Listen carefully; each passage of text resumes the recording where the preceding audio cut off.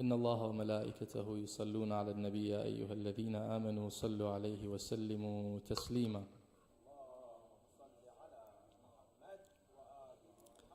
Respected brothers, respected sisters, Assalamu alaikum wa rahmatullahi wa barakatuh.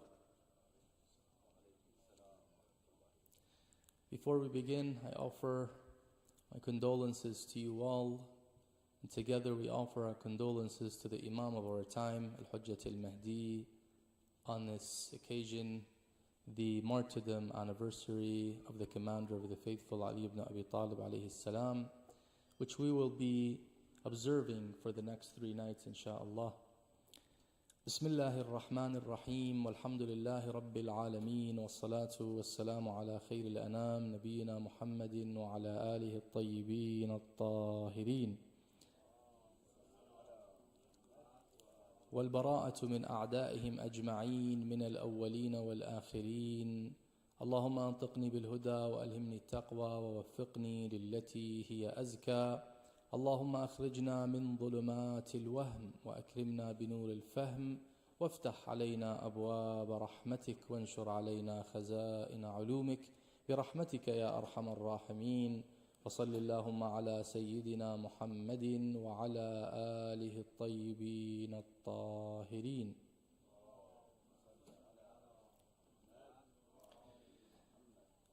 Beginning from tonight and for the next few nights, we'll be delving into some of the words of wisdom in Nahj al-Balagha, which are attributed to the commander of the faithful alayhi salam. And we'll begin by highlighting one of the important maxims towards the end of Nahj al-Balagha, which is maxim number 31.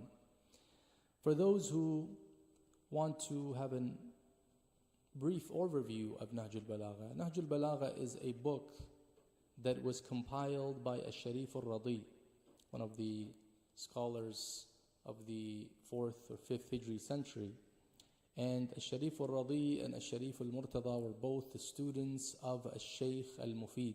Shaykh al-Mufid was a very well-known, renowned scholar from the followers of the Ahlul Bayt alayhim salam, and he was like a grand ayatollah of our time during his time. Al-Shaykh al-Mufid taught both Al-Sharif al-Radi and Al-Sharif al-Murtada.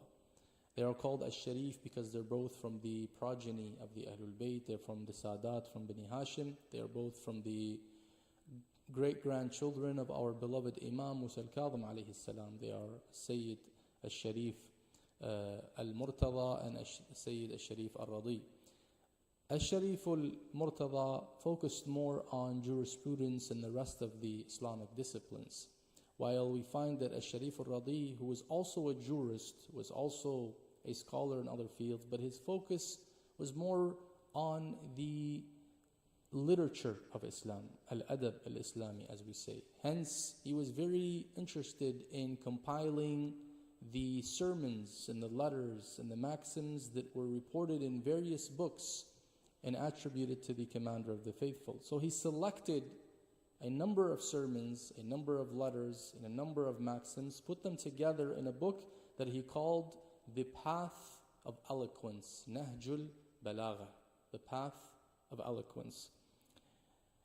In this book, we'll find 3 major sections. The first section is the letters, the sermons. The second are the letters that he had sent to different people. And the third are the short maxims. Focusing on the maxims, insha'Allah, in these 3 nights, I have selected a few. The first that I'd like to go over in this lecture, insha'Allah, which might take us another lecture to cover as it is a bit lengthy, is that which talks about Iman, and it is maxim number 31. In this maxim, the commander of the faithful is reported to have said, Al-Imanu ala arba'ati da'aim, ala al-sabri wal-yaqini wal-adli wal-jihad. And I want us to really pay attention on this maxim, as it is a very comprehensive definition of Iman, and it explains in detail the very important elements and characteristics that together make up the true meaning of Iman. Because oftentimes we understand Iman as just belief. What is Iman? Belief. What is belief? It is to accept certain truths, to consider them to be haqq, to adopt them, to just believe in them, to have them firm in your heart. And that is correct to an extent. But what makes the true meaning of Iman, the full meaning of Iman, the most comprehensive meaning of Iman that we should all aspire to reach? He says, Al-Iman, faith, stands upon 4 supporters. Without these 4 supporters, we don't have complete Iman. What are these 4 supporters, O Commander of the Faithful? He says, على الصبر واليقين والعدل والجهاد. Let's begin explaining what sabr means. Patience is the translation, but maybe more accurately, endurance is the translation. But irrespective of whether it is patience or endurance, sabr is going to be defined by the Commander of the Faithful in his own way. He says, فَالصَّبْرُ مِنْهَا عَلَى أَرْبَعَةِ شُعَبٍ فَالصَّبْرُ مِنْهَا عَلَى أَرْبَعَةِ شُعَبٍ. I want us to remember these categorization or divisions of the Commander of the Faithful, as they are important and they serve the need for our minds to retain that information. For us to retain this information, let us remember these divisions. Number 1, Iman stands on how many supporters? How many? 4. Number 1, as-sabr, which we said, endurance. Al-yaqeen, certainty. Al-adl, justice. Jihad, to struggle in the way of Allah subhanahu wa ta'ala. Now we'll begin by defining sabr according to the Commander of the Faithful. Sabr, according to Amir al-Mu'mineen, he says, وَالصَّبْرُ عَلَى أَرْبَعَةِ شُعَبٍ. There are 4 aspects that together make up sabr. You're going to find many elements and aspects in the way Imam Ali defines these meanings and these concepts. And defining a concept with elements make it easy not only to understand, but to put into practice. For me to put something into practice, if you say, for example, be patient, and I say, what do you mean be patient? What should I do? And you say, do 1, 2, 3, 4. Oh, okay, that makes up patience. That makes sense to me. So here the Imam is going to walk us through each of these terminology or qualities or elements and explain them in detail and in a way that can be implemented, in a way that can be put into practice. He says, فَالصَّبْرُ مِنْهَا عَلَى أَرْبَعَةِ شُعَبٍ. Sabr has 4 aspects. How many aspects does sabr have? 4. You're going to hear a lot of 4s. He says, فَالصَّبْرُ مِنْهَا عَلَى أَرْبَعَةِ شُعَبٍ عَلَى الشَّوْقِ وَالشَّفَقِ وَالزُّهْدِ وَالتَّرَقُّبِ. 4 aspects that together make up the true meaning of sabr. Eagerness, fear, abstention, anticipation. What are these 4 things? Let us focus. The first one is shawq. Shawq. What are we having shawq towards? Shawq is when you long for something. Imagine your favorite place that you want to visit, and you anticipate to go there, and you are longing to go there. You can't wait to go there. This is called shawq. We sometimes say, for example, oh, I am longing for this. I miss this thing or this person. Longing, missing, shawq. So what is shawq? Imam Ali does not leave us like that. He also goes and he defines shawq. What does he say? He says in the same maxim, he says, فَمَنِ اشْتَاقَ إِلَى الْجَنَّةِ سَلَى عَنِ الشَّهَوَاتِ. So what is he referring to when he says shawq? Shawq to what? He says shawq to Jannah. So every believer must have desire and longing towards paradise, because that is the eternal abode, and that is the most precious thing that one can arrive at, is what? Paradise. This is our ultimate goal. And if a person has shawq to paradise, this will move them and motivate them and propel them to do the following. What will they do if they have shawq? He says, فَمَنْ اشتاق إلى الجنة سلى عن الشهوات. One who has longing for paradise will not be occupied and worried about worldly desires. Why? Because they're comparing the real pleasures to the temporal pleasures that do not last too long. Think of it like this. You're sitting somewhere and you're in school, for example, and someone comes, very, very wealthy person.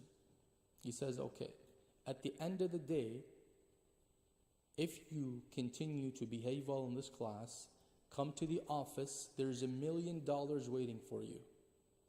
Now, of course, that would create what? Excitement. What happens to you at that point? You cannot wait until what? The end of the day. Why? Because you're longing to receive your $1 million check. But during that time, there are other things going on. The teacher is saying, for example, I'll give you a piece of candy if you do this. I'll give you 5 points here. And you find people competing on these little things.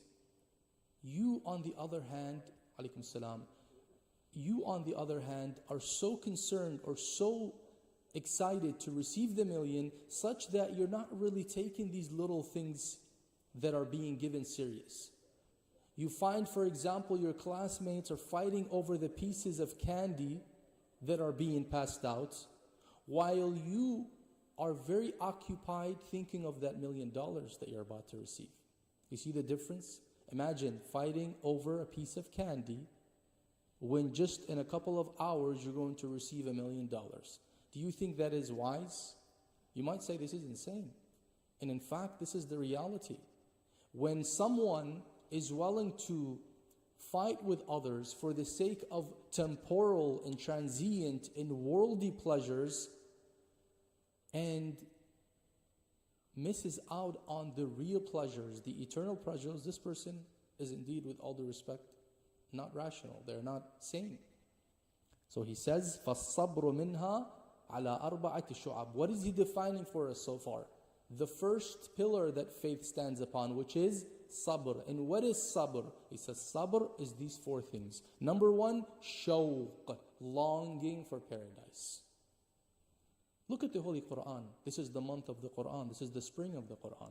What is one of the most important and common themes that you find repeated in the Quran? Talking about what? Paradise. The pleasures of paradise. The pleasures of paradise are highlighted in many verses in the Holy Quran. Why? To create what? That shawq, that longing. To make you long, to remind you to long. Because the more you contemplate on the verses of paradise, the beauty of paradise, the pleasures of paradise, you become what? More inclined, more longing towards paradise. And when you are longing towards paradise, your longing towards worldly pleasures would decrease because you're focused on something that is much more precious, much more higher. So the first thing is what? The first component of patience is what? Tell me. Shawq. Shawq, longing, longing. What's the second one? He says, وَالشَّفَقْ. Shawq and then shafaq. What is shafaq?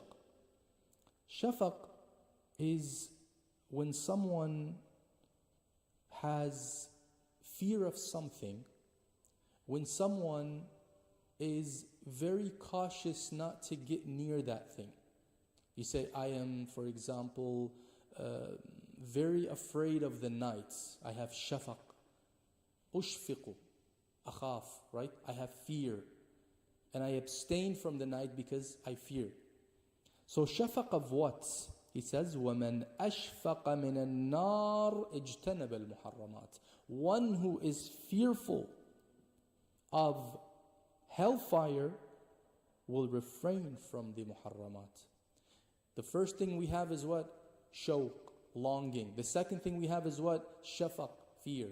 You need both to keep a balance. Your heart should not be filled with longing and zero fear, nor should it be filled with fear and zero longing.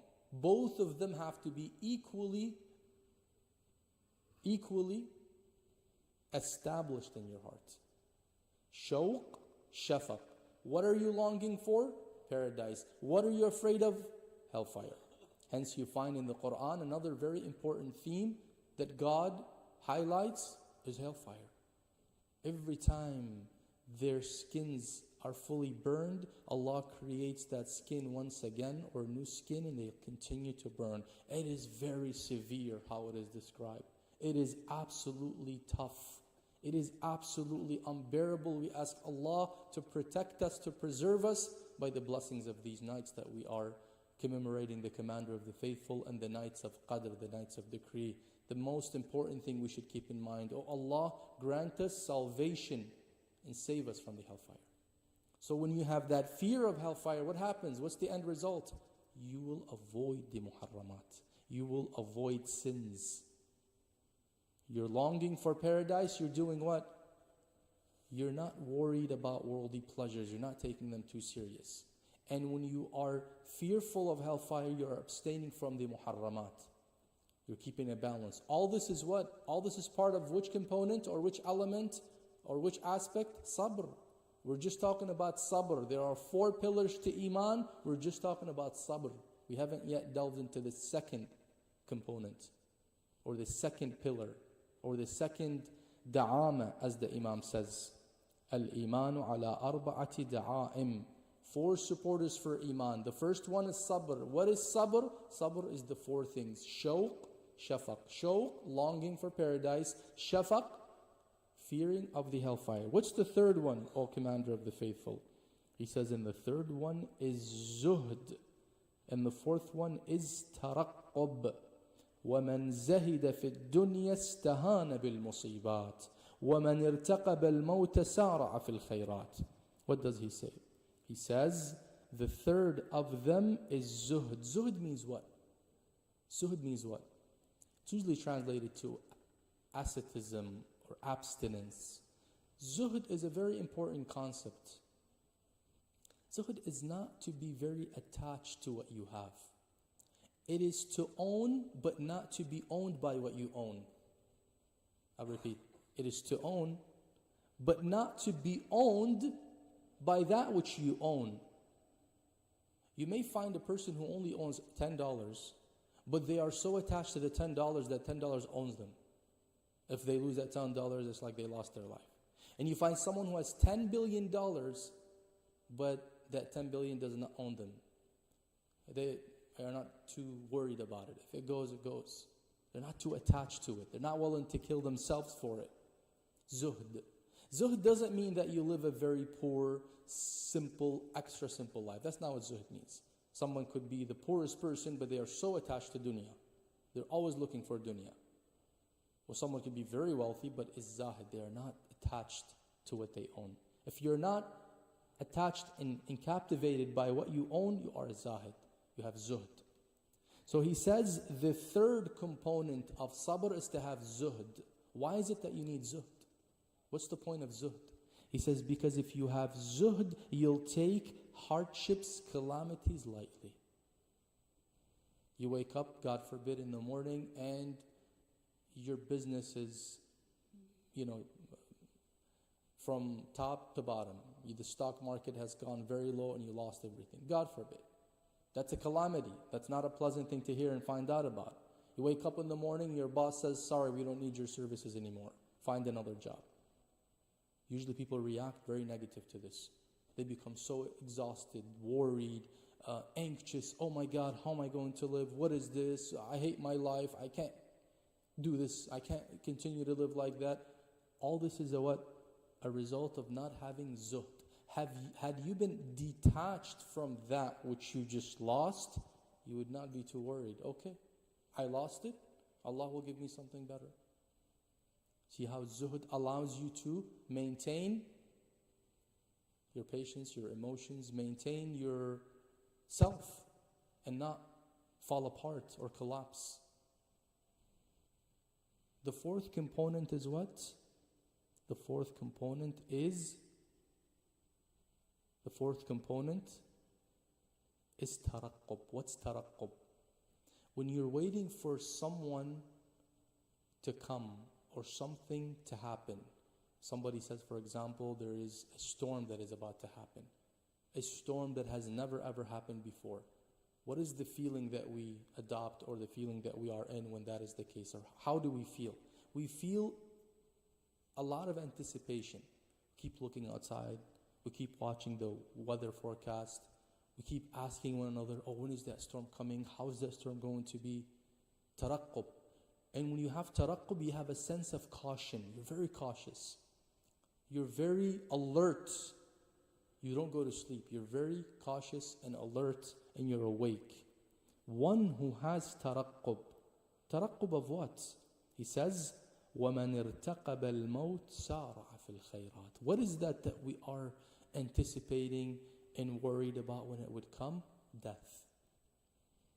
And the problem is, it's not a problem, it's just a problem for some people. It's a reality. Death does not give you a notice. You may receive a notice from your employer that they'll, fire you in a week or so. You may receive a notice from your landlord that you'll be evicted in a month. You may receive a notice from a friend that they don't want to be your friend anymore, and so on and so forth. But death doesn't give you that notice. It just comes all of a sudden. May Allah grant us all long lives with the best of health and soundness of iman. But death can come at any moment. All of you remember COVID-19 and how many people departed this world. Some of them were very young, some of them were children, some of them were older. Didn't matter. People died in different ages and different classes of life, from different countries, from all walks of life. One who anticipates death will hasten to do good deeds. You see how these four things together cultivate qualities within our hearts that generate different behaviors that bring us to the true meaning of iman. Very comprehensive definition that you will not find anywhere in the Islamic literature besides the Holy Quran. That is where? In Nahj al-Balagha. By whom? By the commander of the faithful alayhi salam. So let's go back so that we refocus. Iman, true iman, stands upon what? 4 pillars. What are these pillars? Sabr, patience or endurance. Yaqeen, conviction. And the third one is what? Adl, justice. And the fourth one is what? Jihad, struggle in the way of Allah. We can't cover all 4 tonight. So far we're working on which one? Sabr. And we said sabr is composed of how many elements? 4, exactly. 4 elements. And these elements are shawq, shafaq, zuhd, taraqqub. Longing for paradise. Fearing of the hellfire. Detachment from worldly desires. Anticipation of death. If you put these 4 things together, they act like the 4 wheels that move the car. When you have these 4 together, then your patience is active. You have enabled a very strong, high-level patience, which allows you to 4 things. Number 1, you'll be very concerned about the akhirah.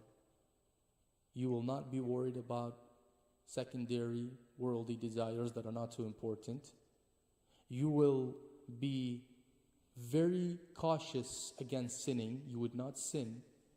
And number 3, you would be very detached from the worldly desires, such that when calamities happen, you are in full control. You do not collapse. You have a lot of resistance. You have very strong mental resilience. You know, why is it some people develop depression so fast?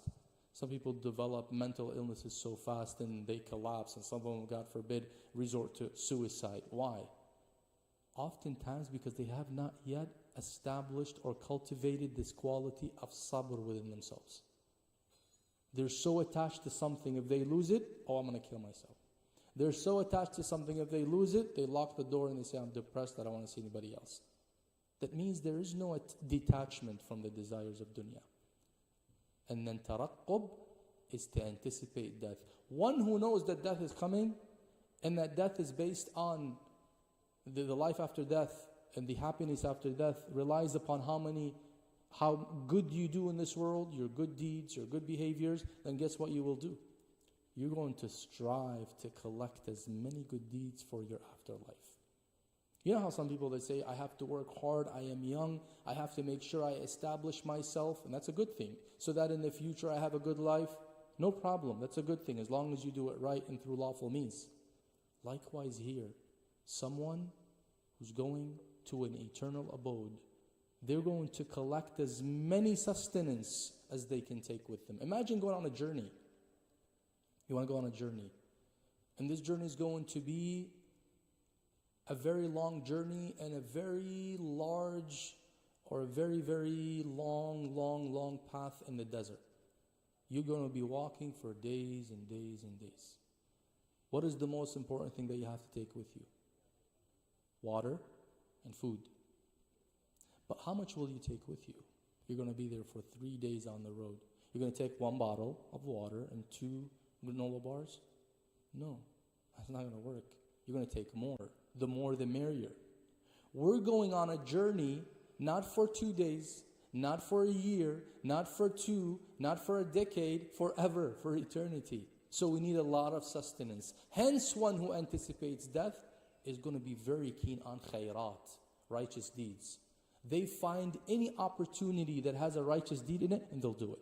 Be it helping someone, being kind to their parents, giving charity to the poor, helping the needy, volunteering, doing all kinds of righteous deeds. Why? Because they want to collect as many good deeds so that when that moment comes and they are told that it's time to go, they go and they are content. They say, I'm going and I have a lot of sustenance with me.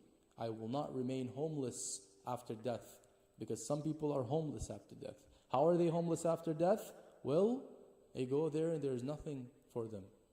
In fact, some of them are taken to hellfire, or taken to places of punishment. Why? Because not only they have not been prepared for that life, they have done so many evil things, they have hurt many other people, they have committed many unlawful acts, such that they deserve to be punished for. So how many pillars does faith stand upon? 4. And how many elements are in patience that make up patience? 4. What's the second pillar of faith? The first pillar of faith was sabr. What's the second one? Yaqeen. What is yaqeen? Certainty. You know, without certainty, you cannot complete and perfect your iman. But what is certainty? Let's look at what the Commander of the Faithful says about certainty. He says certainty is also composed of 4 elements. If you are able to accomplish these 4 elements, then you have accomplished yaqeen. What are these elements, O Commander of the Faithful? He says, تبصرة الفطنة وتأول الحكمة وموعظة العبرة وسنة الأولين. 4. The first one is prudent perception. تبصرة الفطنة. What is تبصرة الفطنة? تبصرة الفطنة is when a person has clear foresight. When a person does not hasten to believe and accept anything in front of them. They don't take things at face value. They are very detail-oriented on one hand. They are very attentive, and they have a very strong level of understanding. Tabsiratul fitna. A mu'min has to be fatin. Someone who's fatin, someone who's aware, someone who's not easily misled, someone who's not fooled. Just because people are saying this on TikTok or on Instagram or on social media, it doesn't mean it's right. It doesn't mean it should be done. They're aware. They're not misled by the tyrants or by the evildoers or by those who promote evil and indecency. Just because other people dress this way or act this way, it doesn't mean that I will fall for that and do the same thing. No, I have fitna. I am well aware. I have good foresight. Tabsiratul fitna. And the second is ta'awul al-hikmah. Ta'awul al-hikmah is having a good level of understanding where you're able to comprehend wisdom, When you hear a piece of advice or wisdom, you're actually able to comprehend it. You're able to contemplate on it, reflect on it. تأول الحكمة وموعظة العبرة. موعظة العبرة means what? To draw lessons. When you read a story in the Quran or in the Hadith, or you run across or encounter somebody's story or something that happens before you or in front of you, or even your own story, you draw lessons. You don't just walk by and say, oh, I saw two people fighting and this is what ended up happening and I left. No, no, no. What do you learn from this? Cain, son of Adam, became so jealous and envious of his brother Abel, his younger brother, because his young brother received successorship of Adam. Allah chose him as a successor, and Cain became so jealous and so envious. Why is he chosen to be the successor and not me? So what did Cain do to Abel? What did Cain do to Abel? Kill him. Now if I tell you that story, which is of course in the Quran, you read the story, what do you learn from it? Do you just say, oh, it's easy, Cain killed Abel? Yeah, where's the lesson to be derived? Oh, the lesson to be derived from that is that envy is very dangerous. When you envy someone and you don't control your envy, that could lead you to commit crimes, to kill your own brother. So you have to be careful of envy. Be careful of that jealousy that sometimes is within us, that sometimes makes us hate our own family members or friends or close relatives. Why? Just because of jealousy, just because of envy. Alaykum salam.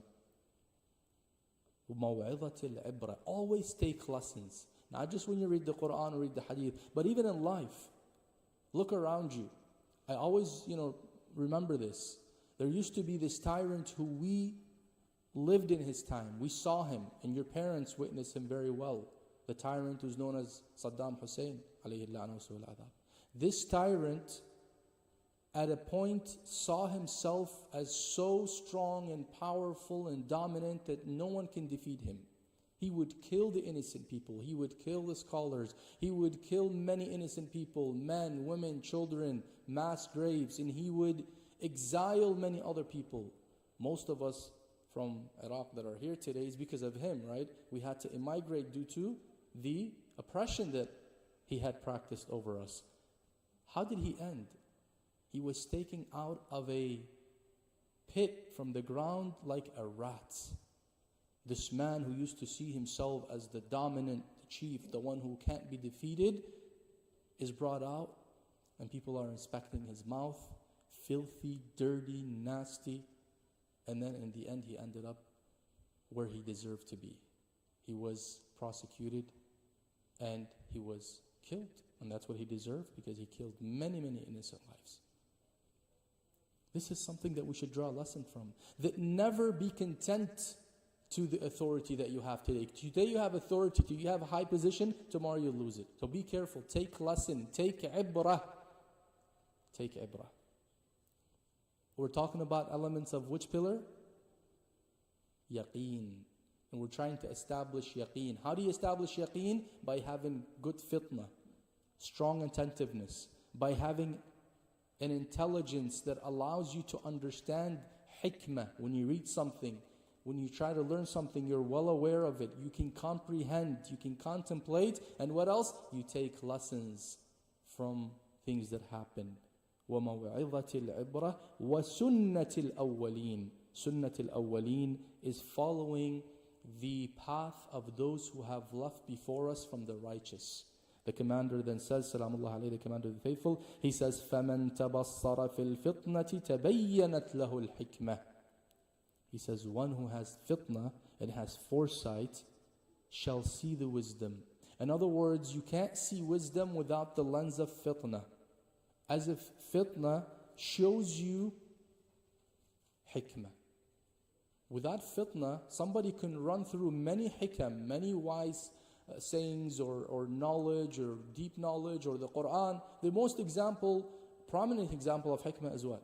The Quran. There's no hikmah like the Quran because it's the word of Allah subhanahu wa ta'ala. In fact, it's Al-Quran al-Hakim, the wise Quran. So someone who reads the verses of the Quran and does not take hikmah from it, is there a problem in the Quran or in the reader? Why is the reader not seeing hikmah? Imagine I have very poor sight, for example, and I can't see without glasses. and I bring a book, okay, and I take my glasses and I throw them to the side and I say, oh, I can't read. So the problem is the book, or the problem is me not wearing my glasses? I need to wear my glasses. So now, what are the glasses that allow us to see clearly? Hikmah, fitna. Hence the commander says, alayhi salam, فَمَنْ تَبَصَّرَ فِي الْفِطْنَةِ. One who works on their foresight and basira and becomes attentive, aware, alert, fatin, what happens? فَمَنْ تَبَصَّرَ فِي الْفِطْنَةِ تَبَيَّنَتْ لَهُ الْحِكْمَةِ. Hikmah will be very clear and obvious to him.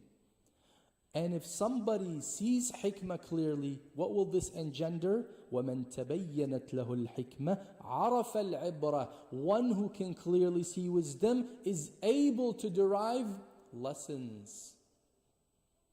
Able to derive lessons. And one who's able to derive lessons, وَمَنْ عَرَفَ الْعِبْرَةِ فَكَأَنَّمَا كَانَ فِي الْأَوَّلِينَ. As if he was with those who have preceded him. He was with the commander of the faithful and his followers. He saw Muawiyah and his followers. And which path did he take? Which path did he take? He took that of the commander of the faithful and his followers, and not Muawiyah and his followers. Why is that? Because he has basira, foresight, he has hikmah. He contemplated well. He said, why should I be, alaykum salam, why should I follow the path of Muawiyah when I have Ali ibn Abi Talib? But you know, some people even during that time were misled to the extent that they left the army of Ali and joined the army of Muawiyah. Why did they do that? Muawiyah used to offer people what? Worldly pleasures. He used to say, you want money, you want cash? Here you go. Ali alayhi salam does not buy people with cash. He buys them with principles and values. You believe in the values that I believe in?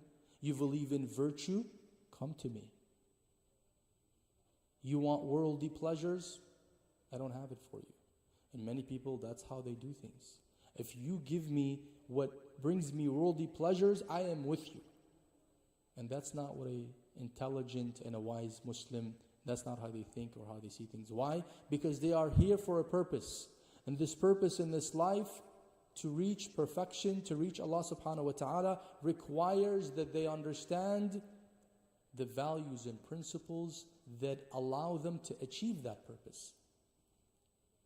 And this is when they are willing to sacrifice anything for the sake of that purpose. Ali ibn Abi Talib, on a night like this, after he finished his worshipping and finished all the acts and the a'mal of this precious and auspicious night, he went right before Fajr. He left his home, went towards the masjid. He's praying, and as he's praying, the tyrant, the shaqi, the vicious man, Abdul Rahman ibn Muljam, this Khariji, this person who was an example of Abu Bakr al-Baghdadi in our life today or in our modern time, was an ISIS-minded person, came, hid his sword, and his sword was poisoned. And as the commander of the faithful is in sujood, he strikes him on his head. What does the commander of the faithful say as he feels the blood and as the pain begins to reach his nerves? Imagine somebody's in sujood and all of a sudden they get struck really hard with a poisoned sword. They might say, ouch. They might say, why did you do this? They might say, oh my God, I'm in pain, call the doctor. They might say, call the ambulance. What happened? They might say other things. But he didn't say any of that. He says, Fuztu wa Rabbil Kaaba. I have won. I have achieved victory by the Lord of Kaaba. Why are you saying this is victory, O Ali ibn Abi Talib? He says, because this is my means to elevate. This is my way of excelling and arriving at my fullest potential. This is shahada in the way of Allah subhanahu wa ta'ala. I've been waiting for this. I did not wait for a convenient life. I wasn't waiting for wealth. I wasn't waiting for power. I was waiting for this. If this is what will bring me closer to Allah, this is what I consider to be victory. Commander of the faithful then was taken to his house. And as you can imagine, hours ago, nothing was wrong with Amir al-Mu'mineen. Zainab, his daughter, Sayyidah Zainab, Sayyidah Kulthum, they're with him, maybe that night, the night before. But they're used to seeing him, and he was safe and sound. And all of a sudden now they're hearing cries, and they're hearing a lot of noise, and they're seeing people coming towards the house of the Commander of the Faithful. As if they're peeking, and now they see a man being carried on shoulders. Who is this man? Who is carried on the shoulders? Oh my, this is my father, the Commander of the Faithful. The heart of Zainab bin Kulthum begins to break. They begin to cry, Father, Ali, what happened? Inna lillah wa inna ilayhi raji'un. Wa la hawla wa la quwwata illa billahi al-ali al-azim. We ask Allah subhanahu wa ta'ala, by the Commander of the Faithful, his status, his honor with Allah subhanahu wa ta'ala, to grant us the best of tawfiq, alaykum as-salam, to reach the best of the best in our potential. We ask Allah subhanahu wa ta'ala to hasten the glorious reappearance of our beloved Imam, to grant us success to be among his firm and devout assistants and followers. We ask Allah subhanahu wa ta'ala to embellish our hearts with Iman, with true Iman, the Iman that Ali ibn Abi Talib alayhi salam defined. We ask Allah subhanahu wa ta'ala to bring relief to all those who are oppressed, all those who are in need, especially the people of Gaza, our brethren, who are suffering as we speak, who are being killed as we speak, and all the oppressed in all parts of the world. Let's pray for them from the bottom of our hearts. And in an hour or a few hours after iftar, we'll begin the a'mal of Laylatul Qadr al-Sughra. And these nights are known as the nights of Qadr. One of the meaning of Qadr is destiny, meaning that Allah will destine certain things for you based on how righteous and sincere you are in this night. So ask Allah for your wishes. But before your wishes, ask Allah to hasten the reappearance of our Imam, to bring relief to all those who are oppressed, and ask Allah to give you the best of knowledge, the best of Iman, the best of tawfiq to reach your potential. And then ask for the rest of your lawful wishes. The degree that you're looking for, the car that you want to buy, the spouse that you aspire to be with, whatever it may be. But keep one line in the back of your mind, in the front of your mind. That line is, Oh Allah, whatever you know is best, in the best of my interest, do it for me. But if you know that it is not in the best of my interest, even though I think it is, don't do it for me. Because I want what you see fits me, not what I see fits me. Walhamdulillahi Rabbil Alameen. Wa sallallahu ala Sayyidina Muhammad wa ala alihi at-tayyibin at-tahirin al-ma'sumeen.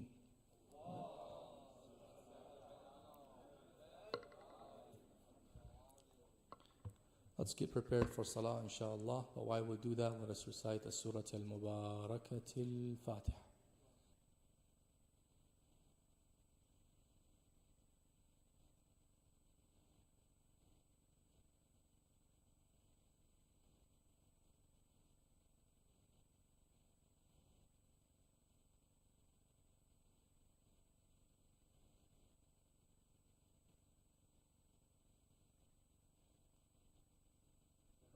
Salli ala Muhammad wa ali Muhammad.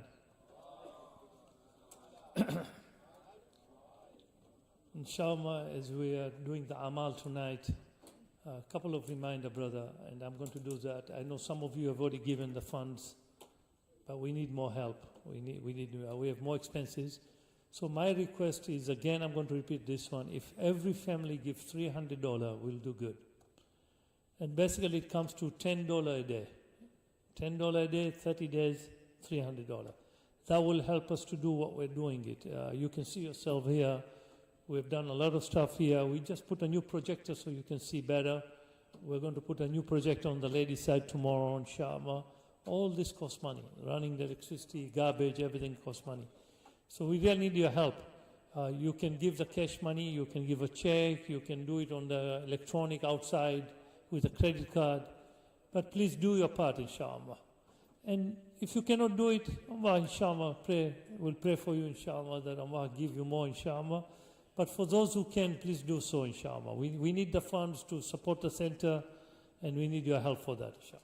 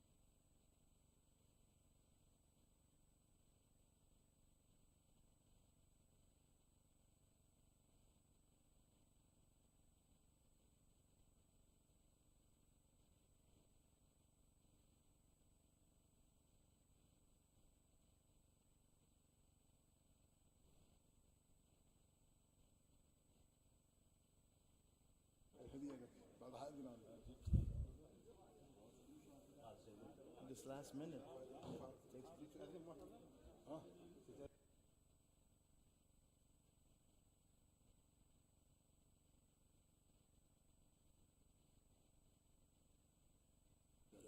you can do it here. آمنت بالله لا حول ولا قوة إلا بالله العلي العظيم إن الله وملائكته يصلون على النبي يا أيها الذين آمنوا صلوا عليه وسلموا تسليما اللهم صل على محمد وآل محمد سبحان الله والحمد لله ولا إله إلا الله والله أكبر الله أكبر ولله الحمد الحمد لله رب العالمين الله أكبر الله أكبر الله أكبر الله أكبر أشهد أن لا إله إلا الله أشهد أن لا إله إلا الله يا الله أشهد أن محمدا رسول الله أشهد أن محمدا رسول الله اللهم صل على محمد وآل محمد أشهد أن عليا حجة الله أشهد أن عليا حجة الله